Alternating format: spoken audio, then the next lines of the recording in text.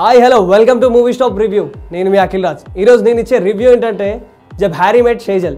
ఈ సినిమాలో నటించింది షారుఖ్ ఖాన్ అండ్ అనుష్క శర్మ. వీళ్ళిద్దరి కెమిస్ట్రీ అదుర్సు, అది మీ అందరికీ తెలుసు. సో ఈ సినిమా స్టోరీ లైన్ ఏంటంటే ఒక మల్టీ బిలియనియర్ బిజినెస్ మ్యాన్ కూతురు అనుష్క శర్మ అలియాస్ షేజల్ అండ్ ఒక ట్రావెలర్ అండ్ టూరిస్ట్ గైడ్గా కనిపించాడు మన Shahrukh Khan alias Harry.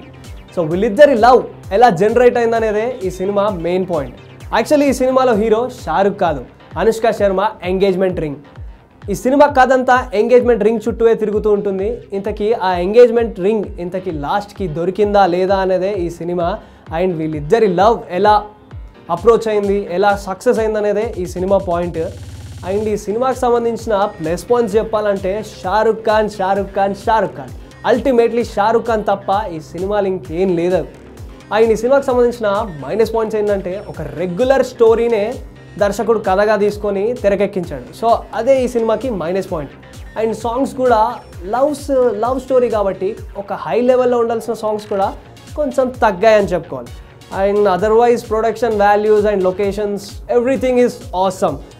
And ఓవరాల్గా ఈ సినిమా గురించి చెప్పాలంటే మీరు ఒకవేళ traveller and nature love and Shahrukh Khan and Anushka Sharma fan అయితే మీరు ఈ సినిమా తప్పకుండా థియేటర్లో చూడాల్సిందే. సో ఇది Jab Harry Met Sejal cinema review. So this is Akhil signing off. Bye bye.